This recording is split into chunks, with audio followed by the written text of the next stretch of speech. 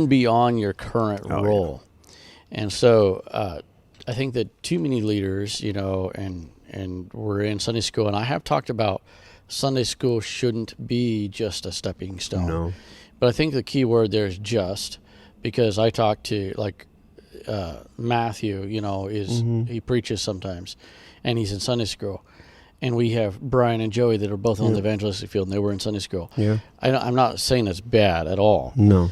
But what I am saying is that Sunday school is a standalone ministry, not alone, but I mean, it stand on its own.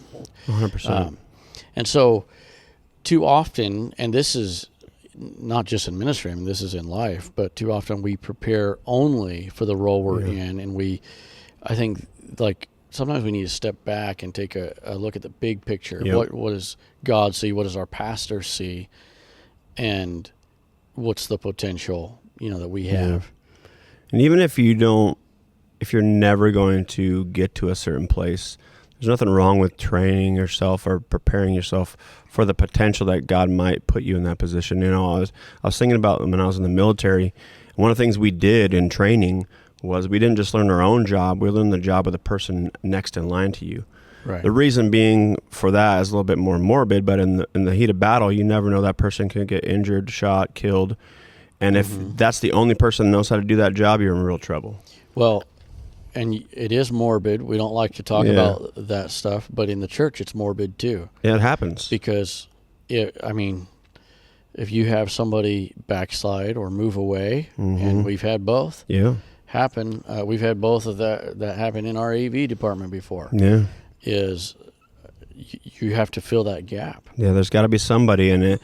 And as a minister, or even in Sunday school, or even if you're a pastor listening to this, you never want to get to a place where that one person is the only person that can do that job. And so it's also part of encouraging others that are with you, hey, let's maybe start learning some of these other roles too. Like you've been doing so well, we got people coming up here I never would have thought would have been up in Sunday school, but they're learning these other things, and other folks like my brother-in-law Brennan is wanting to learn some of that, and Brother Arter learned a little bit of it. It's just it's important to learn all these other roles, because you just never know when you're going to be needed.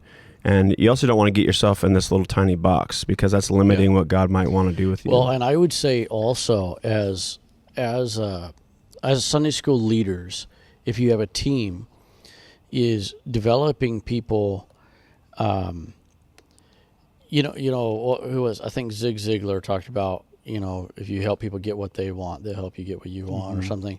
So I don't want to bring carnality into it bunch, but if you can help people, I feel like Sunday school is a great place to develop your team for, again, not saying it's a stepping stone, but we have sound in Sunday school. We have a sound system. We run Q Lab, which is, more would be for events or something, but we do sound in service.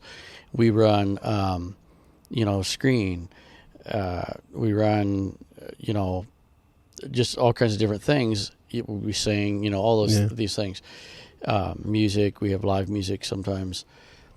And so if we can use that to develop people, and an example of this is in Heart of Christmas, a big event for us in December.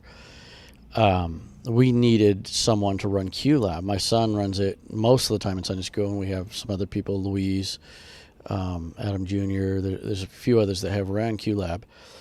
Well, we brought somebody in, Melanie, we brought her in to learn it. And so she did it in Sunday school for several weeks so that she would know how to run it for the event. And so there's on a micro level, and that was kind of a crash course, that we drink from a fire hose, and learn all of this. But it was still some preparation before that, opportunity came.